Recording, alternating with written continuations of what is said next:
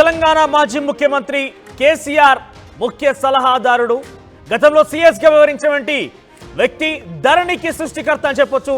CS Somesh Kumar పై case నమోదైంది. పూర్తి స్థాయిలో ఒక భారీ కుంభకోణానికి పాల్పడేట్టుగా పోలీసులు గుర్తించారు. సిసిఎస్ ఆయనపై కేసు నమోదైంది. ఏఫ్ఐగా జోడించారు పోలీసులు. మాజీ సీఎస్ సోమేష్ కుమార్ పై ప్రస్తుతం కేసు నమోదైనటువంటి బ్రేకింగ్ మనం చూస్తున్నాం. ఇక వాణిజ్య పన్నుల శాఖ అడిషనల్ కమిషనర్ గా పనిచేసినటువంటి విశ్వేశ్వరరావుపై కూడా కేసు నమోదైంది. Deputy commissioner A Sivaram Prasad, assistant professor Shobhan బాబు పై కూడా కేసు నమోదైంది. ప్రస్తుతం సిసిఎస్ లో కమర్షియల్ ట్యాక్స్ కమిషనర్ గా రవి కన్నూరి ఫిర్యాదు మేరకే ఈ కేసు నమోదు చూస్తున్నాం. మీరు చూస్తున్న ఆర్టీవీ స్క్రీన్ పైన ఇదే ఎఫ్ఐఆర్. ఏఫ్ఐగా Somesh Kumar IAS and others అని చూపించినటువంటి ఈ యొక్క కేసు సంబంధించి ఎఫ్ఐఆర్ మనం చూస్తున్నాం ఆర్టీవీ స్క్రీన్ పైన. ఇక CCS commercial tax commissioner Ravi Kannuri ఫిర్యాదు మేరకే ఈ కేసు నమోదైంది.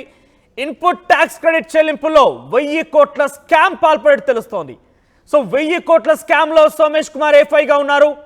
నకిలీ ఇన్వెస్టర్ సృష్టించి మోసాలకు పాల్పడ్డారు నిందితులు. 75 కంపెనీల అవకతవకలకు పాల్పడే గుర్తించారు. ఇక లబ్ధి పొందిన కంపెనీల జాబితాలో రాష్ట్ర బేవరేజెస్ కార్పొరేషన్ కూడా ఉంది. అంటే గత ప్రభుత్వంలో వివరించినటువంటి రాష్ట్ర బేవరేజెస్ కార్పొరేషన్లో కూడా ఈ యొక్క భాగస్వామి, ఈ యొక్క స్కామ్ లో భాగస్వామి కూడా తెలుస్తోంది. ప్రస్తుతం ఫోరెన్సిక్ ఆడిట్ లో వెలుగు చూసింది ఈ వ్యవహారం కూడా. మాజీ సీఎస్ సోమేష్ కుమార్ సూచనలతోనే సాఫ్ట్వేర్ లో మార్పులు చేసినట్టుగా చెప్తున్నారు అధికారులు. స్కామ్ కు పాల్పడిన నిందితులపై IPC section 406, 409, 120B IT act కింద కేసు నమోదైంది. త్వరలోనే ఈ అధికారులకి నోటీసు ఇచ్చి విచారించున్నారు పోలీసులు. సోమేష్ కుమార్ తో పాటుగా సుమారుగా మరొక నలుగురు కూడా ఉన్నారు. ఆ నలుగురులో కమర్షియల్ ట్యాక్స్ సిసిఎస్ దర్యాప్తు చేసినటువంటి ఈ కేసులో సోమేష్ కుమార్ తో పాటుగా మరో నలుగురు వ్యక్తులు కూడా ఉన్నారు. దాంట్లో వాణిజ్య పన్నుల శాఖ అడిషనల్ కమిషనర్ అయినటువంటి Visweswara Rao, deputy commissioner A Sivaram Prasad, assistant professor Shobhan బాబులపై కూడా కేసు నమోదైంది. సో కంచె చేను మేస్తున్న చందంగా వీరు ట్యాక్సులు వసూలు చేయాల్సిందిపై ట్యాక్సుల నుంచి అక్రమాలకు పాల్పడి 1000 కోట్ల రూపాయలకి స్కామ్కి కారణమయ్యారు. 1000 కోట్ల రూపాయల స్కామ్ గుర్తించారు పోలీసులు. ప్రస్తుతం ఈ కేసుపై దర్యాప్తు కొనసాగుతుంది. మరికొన్ని రోజుల్లోనే రేపు మప్పో వీళ్ళకి అధికారులకి నోటీసులు జారీ చేసి విచారించే అవకాశం అవసరమైతే అరెస్ట్ కూడా చేయబోతున్నారు. త్వరలోనే సోమేష్ కుమార్ ని పోలీసులు అదుపులోకి తీసుకోబోతున్నారు. దీనికి సంబంధించి మధు జైనతో మనతో పాటుగా మధుతో మాట్లాడదాం ఒకసారి.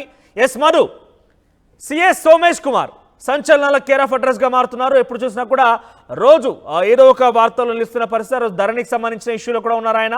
సో కొన్ని భూముల కొనుగోలుకు సంబంధించిన అంశాలకు ఉన్నాయి. ఈరోజు చూస్తే కనుక కంచె చేను మేస్తున్న చందంగా ట్యాక్సులు వసూలు చేయాల్సింది పోయి వాళ్ళు కొన్ని మార్పులు చేపట్టి కొన్ని కంపెనీలకు లబ్ధి చేకూర్చే విధంగా వీళ్ళు ప్రయత్నం చేశారు. సుమారుగా 1000 కోట్ల స్కామ్. సో ఏం జరగబోతోంది? పోలీసు ఎటువంటి విచారణ చేసే అవకాశం ఉంది? ఎగ్జాక్ట్లీ మాజీ సిఎస్ సోమేష్ కుమార్ పైన కేసు నమోదైంది. ఈయన ఎఫ్ఐఆర్లో ఆయన 5వ వ్యక్తిగా ఆయన పేరును నమోదు చేశారు పోలీసులు. మొత్తం 5 మంది సంబంధించినటువంటి నమోదైనటువంటి పేర్లలో మొదటగా కంప్లైంట్ చేసింది వచ్చేసి రవి కన్నూరి. ఆయన కంప్లైంట్ చేశారు. సిసిఎస్లో కంప్లైంట్ చేసిన తర్వాత దీనిపైన దృష్టి పెట్టారు అధికారులు. తీగలాగితే డొంక కదిలినట్టుగా పూర్తి స్థాయిలో దీంట్లో జరిగినటువంటి అక్రమాలన్నీ తెరపైకి వచ్చాయి. గతంలో తెలంగాణ గెజిటెడ్ ఆఫీసర్కి సంబంధించినటువంటి కొద్దిమంది వ్యక్తులు దీనిపైన కంప్లైంట్ చేశారు. ఆ కంప్లైంట్ ఆధారంగా దీనిపైన పోలీసులు పూర్తిస్థాయి దృష్టి పెట్టారు. అన్ని అంశాలు బయటకు వచ్చాయి. అయితే దీంట్లో డీటెయిల్స్ చూస్తే ఎవరెవరు దీంట్లో ప్రధాన ముద్దాయిలుగా నిలిచేటువంటి అవకాశం ఉంది, ఎవరిని ముద్దాయిలుగా చూపిస్తూ ఉన్నారనేటువంటి డీటెయిల్స్లోకి వెళ్దాం. కాశీ విశ్వేశ్వరరావుని ఎఫ్ఐఆర్లో 1వ నెంబర్గా నమోదు చేశారు, A1గా. ఆ తర్వాత శివరామ ప్రసాద్ని A2గా నమోదు చేశారు. శోభన్ బాబుని A3, తర్వాత ప్లియాంటో టెక్నాలజీ సంబంధించినటువంటి సంస్థని 4వ ముద్దాయిగా అందులో పేర్కొన్నారు. 5వ పేరుగా సోమేష్ కుమార్ ఐఏఎస్ ఆఫీసర్, దాంతో ఆయనతో పాటు ఇంకా మరికొద్ది మందిని దీంట్లో యాడ్ చేశారు. అసలు విషయం డీటెయిల్స్లోకి వెళ్తే అసలు ఏం జరిగింది అనేటువంటిది ట్యాక్స్ ఎగవేతకు సంబంధించినటువంటి అంశంలో ఒక్కసారి డీటెయిల్స్లోకి వెళ్తే అసలు కుంభకోణం ఎలా జరిగింది, అక్రమార్కులకు ఎలా సహకరించారు, ఎంత మేర నష్టం జరిగింది అనేటువంటి దానిపైన దృష్టి పెడతా ఉన్నారు. కాబట్టి పోలీసులు మీద 406, 409, 120B సెక్షన్ 65 కింద కేసులు నమోదు చేశారు. సాధారణంగా ఒక రాష్ట్రంలో ఉన్నటువంటి డీలర్లు మరొక రాష్ట్రంలో ఉన్నటువంటి డీలర్స్కి మధ్య వస్తువుల కొనుగోలు క్రయ విక్రయాలకు సంబంధించినటువంటి ఒప్పందాలు ఉంటాయి. దాంట్లో 18% GST goods and service tax పేరిట వాళ్ళు క్లెయిమ్ చేసుకునేటువంటి అవకాశం ఉంటుంది తిరిగి.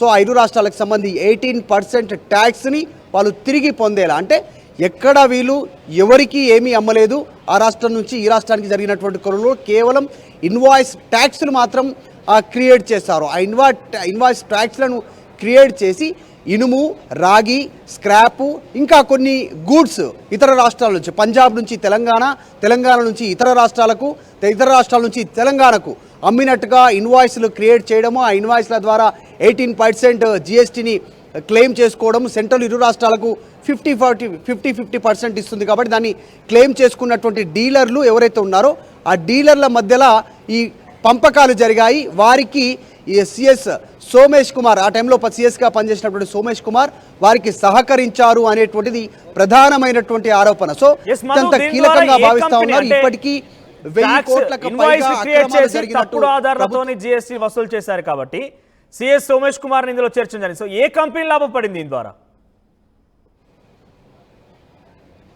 ఈ ఫ్లియాంటో అనేటువంటి టెక్నాలజీతో ముడిపడి ఉన్నటువంటి సంస్థలు, ముఖ్యంగా ఒక వాట్సాప్ గ్రూప్ క్రియేట్ చేయడము, దాంట్లో ఆ వాట్సాప్ గ్రూప్లో ఎవరికైతే ఎగ్జామ్షన్ ఇస్తున్నారో ఆయా కంపెనీల పేర్లు చెప్పినట్టుగా తెలుస్తుంది. ఇంకా పూర్తి ఆధారాలు బయటికి రావాల్సి ఉంది.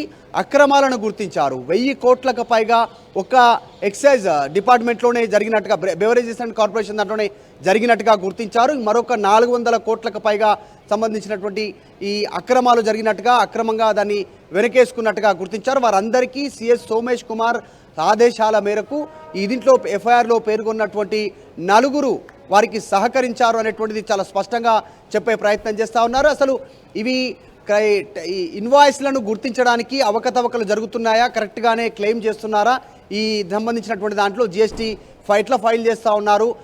జిఎస్టీ 1, జిఎస్టీ 2, జిఎస్టీ 3 కింద ఫామ్ల కింద ఫైల్ చేసినటువంటి వాటిలో ఈ గుర్తించడానికి ఒక ప్రైవేటు సంస్థతో సాఫ్ట్వేర్ క్రియేట్ చేశారు. ఆ సాఫ్ట్వేర్లో ప్రధానమైనటువంటి మాడ్యూల్, అంటే ఫేక్ సంబంధించినటువంటి ఇన్ఫర్మేషన్ని గుర్తించేటువంటి మాడ్యూల్ మిస్ అవ్వడానికి కూడా ప్రస్తుతం అధికారులు గుర్తించారు. దానిపైన దృష్టి పెడతా ఉన్నారు. పూర్తి స్థాయిలో ఇప్పటికే 2 అధికారుల ఫోన్లు స్వాధీనం చేసుకున్నారు. త్వరలో సోమేష్ కుమార్ ఫోన్ కూడా స్వాధీనం చేసే అవకాశం ఉంటుంది. దాని ద్వారా మరింత డీటెయిల్లోకి వెళ్ళేటువంటి అవకాశం ఉంది. ఇంకా కొన్ని అక్రమాలు కూడా బయటపడే అవకాశం ఉంది. ప్రాథమికంగానే 1000 నుంచి 1400 కోట్లకు సంబంధించినటువంటి అక్రమాలు జరిగినట్టుగా, ప్రభుత్వాన్ని మోసం చేసినట్టుగా, ఫేక్ ఇన్వాయిస్లు సృష్టించినట్టుగా, దాని ద్వారా అక్రమార్కులకు సహకారం అందించినట్టుగా సిఎస్ సోమేష్ కుమార్ హస్తం ఉంది అనేటువంటిది గుర్తించారు ప్రస్తుతం అధికారులు. ఇంకా లోతైనటువంటి దర్యాప్తు కొనసాగుతా ఉంది. ప్రొఫెసర్ శోభన్ బాబు వీరి పేరు కూడా నమోదైంది కాబట్టి మీరంతా ఎక్కడున్నారో పోలీసులు అదుపులో ఉన్నారు. ఒకవేళ అదుపులో ఉంటే ఎప్పుడు సోమేష్ కుమార్ అదుపులో తీసుకునే అవకాశం, ఏ రకంగా విచారించబోతున్నారు? లేదంటే దీని వెనకాల ఇంకేదన్నా పూర్తి స్థాయి రాజకీయ నేపథ్యం కానీ, పూర్తి స్థాయి గత ప్రభుత్వంలో ఉన్నటువంటి ముఖ్యమంత్రులు, మంత్రుల యొక్క భాగస్వామ్యం కానీ వారికి హస్తంగానే ఉందా? ఎగ్జాక్ట్లీ, యాక్చువల్గా ఇది ఎఫ్ఐఆర్ నమోదైంది 26వ తారీఖు సాయంత్రం పూట ఎఫ్ఐఆర్లో వీరి పేర్లు నమోదు చేశారు. కానీ సమాచారం బయటకు వచ్చింది 28, అంటే నిన్న 29 సమాచారం బయటకు వచ్చింది. నిన్న 28 నిన్న సాయంత్రం బయటకు వచ్చింది దీనికి సంబంధించినటువంటి సమాచారం. అంటే 2 రోజులు పకడ్బందీగా వీరిని విచారించారు. గతంలోనే ఎఫ్ఐఆర్ నమోదయ్యే కంటే ముందుగానే కొన్ని రోజుల క్రితం ఈ అధికారులను విచారించినట్టుగా తెలుస్తూ ఉంది. వారు ఇచ్చినటువంటి సమాచారం మేరకు ఎఫ్ఐఆర్ ఫైల్ చేశారు. వాళ్ళు ఇచ్చినటువంటి సమాచారం ప్రకారమే ఒక వాట్సాప్ గ్రూప్లో ఒక గ్రూప్ క్రియేట్ చేశారు సోమేష్ కుమార్. దాని ద్వారా ఈ అక్రమార్కులకు లబ్ధి చేకూర్చేలా వారిపైన చర్యలు తీసుకోకుండా వారికి వాట్సాప్ గ్రూప్లో ఆదేశాలు ఇచ్చారు. సో తర్వాత జరిగినటువంటి 2022 వరకు ఈ గ్రూప్ కొనసాగింది అనేటువంటిది వాళ్ళు సమాచారం ఇచ్చినట్టుగా తెలుస్తోంది. 2022 వరకు మాత్రమే దానికి సంబంధించిన డేటా అందజేశారు ఎంక్వైరీ అధికారులకు ఎవరైతే ఉన్నారో వారు. తర్వాత ఇన్ డీటెయిల్గా మళ్ళీ ఇంకా కొంత లోపలికి వెళ్ళిన తర్వాత మరొకసారి విచారించారు. ఆ గ్రూపు 2024 వరకు కొనసాగింది అనేటువంటిది. అంటే ప్రభుత్వ మార్పిడి తర్వాత, కొత్త ప్రభుత్వం మారిన తర్వాత కూడా ఆ గ్రూప్ కొనసాగింది. ఎవరెవరికి ఎలా సహకరించాలనేటువంటిది గుర్తించారు. దాంట్లో ఫోటోలు, వీడియోలు, డాక్యుమెంట్స్, టెక్స్ట్ వీటన్నిటికి సంబంధించినటువంటి సమాచారంతో దృష్టి పెడతా ఉన్నారు. లోతైన దర్యాప్తు చేస్తూ ఉన్నారు. 2 ఫోన్లు స్వాధీనం చేసుకున్నారు. అసలు ఈ కొనుగోలుకి సంబంధించిన దాంట్లో జరిగినటువంటి అక్రమాలపైన పూర్తిగా దృష్టి పెడతా ఉన్నారు. ఫేక్ ఇన్వాయిస్ల పైన GSTR1 రిటర్న్ ఫైల్ ఒకటి, తర్వాత GSTR3B రిటర్న్ ఫైల్ ఒకటి, తర్వాత GSTR1తో పాటు GSTR2A రిటర్న్ ఫైల్ సమర్పించాలి. ఎవరైతే వీళ్ళు ఇతర రాష్ట్రాలకు సంబంధించినటువంటి డీలర్సు ఈ పర్చేసింగ్కి సంబంధించినటువంటి వీటిని తయారు చేస్తారో ఇన్వాయిస్లు, సో అది పక్కాగా తయారు చేస్తారా లేదా అనేటువంటిది ఫిల్టరేషన్లో ఈ సాఫ్ట్వేర్ ద్వారా తెలుస్తుంది. ఆ సాఫ్ట్వేర్లో మాడ్యూల్ మిస్ అయినట్టుగా గుర్తించారు. మొత్తానికి దీంట్లో ఐరన్కి సంబంధించినటువంటి 18% ట్యాక్స్, తర్వాత ఇత్తడి, రాగి స్క్రాప్ ఇతర రాష్ట్రాలకు సరఫరా చేసిన ఇన్వాయిస్లో పేర్కొన్నట్టుగా గుర్తించారు. లోతైనటువంటి దర్యాప్తు కొనసాగుతూ ఉంది. జిఎస్టీలో పన్ను ఎగవేతలు, దానికి బకాయిలకు సంబంధించినటువంటి అంశంపైన ఈ అక్రమార్కులకు సోమేష్ కుమార్ సిఎస్గా పనిచేసినటువంటి సందర్భంలోనే అధికారులకు మౌఖిక తర్వాత వ్రాతపూర్వకమైనటువంటి అంటే డాక్యుమెంట్ రూపంలో కూడా వారికి ఆదేశాలు ఇచ్చినట్టుగా ఇప్పటికే ఎంక్వైరీలో అధికారులు తెలిపారు. సో మొత్తానికి సిఎస్గా పనిచేసినటువంటి ఐఏఎస్ అధికారి సోమేష్ కుమార్ ఇరుక్కున్నారు. దీంట్లో ఇప్పటికే అనేక ఆరోపణలు ఉన్నాయి ఆయన పైన.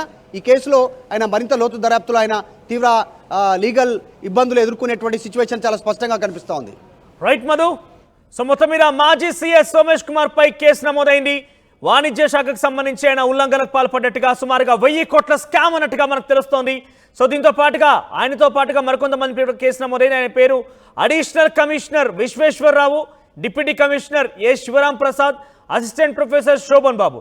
ఈ ముగ్గురిపై కూడా కేసు నమోదైంది. A5గా సిఎస్ సోమేష్ కుమార్ జోడించారు. అయితే 26వ తేదీన ఎఫ్ఐఆర్ ఫైల్ అయినప్పటికీ అది బయటికి రావడం కొంత ఆలస్యమైంది, కొంత వెళ్ళు చూడడానికి కూడా కొంత టైం పట్టింది. సుమారుగా 75 కంపెనీలు ఇటువంటి అవకతవకలు పాటుపడ్డ తెలుస్తోంది.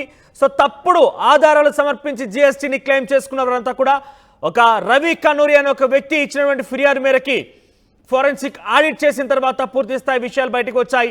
అయితే ఈ కమర్షియల్ ట్యాక్స్ డిపార్ట్మెంట్కి సంబంధించి సర్వర్స్ని పూర్తిగా కూడా IIT హైదరాబాద్ ఈ యొక్క సర్వర్స్ని మెయింటైన్ చేస్తూ ఉంటుంది. అయితే శోభన్ బాబు అసిస్టెంట్ ప్రొఫెసర్గా ఉన్నారు. ఆయన దీనికి కొంత సూపర్విజన్ చేసే అవకాశం అనేది సిఎస్ సోమేష్ కుమార్ ఆదేశాల మేరకే దానిలో కొన్ని మాడ్యూల్స్ తొలగించి కొన్ని కంపెనీలకు లబ్ధి చేకూర్చే విధంగా ఆయన పాల్పడ్డారు. అయితే సుమారుగా 1000 కోట్ల రూపాయల ఈ యొక్క భారీ కుంభకోణానికి సంబంధించి ప్రస్తుతం మనం చూస్తున్నాం. ఆర్టీ స్క్రీన్ పైన ఎఫ్ఐఆర్ కాపీ కనబడుతోంది మనకి. 1000 కోట్ల స్కామ్లో పాల్గొన్నవారంతా కూడా సో ప్రస్తుతానికైతే అధికారులు త్వరలోనే నోటీసులు జారీ చేసి విచారించే అవకాశం కనబడుతోంది.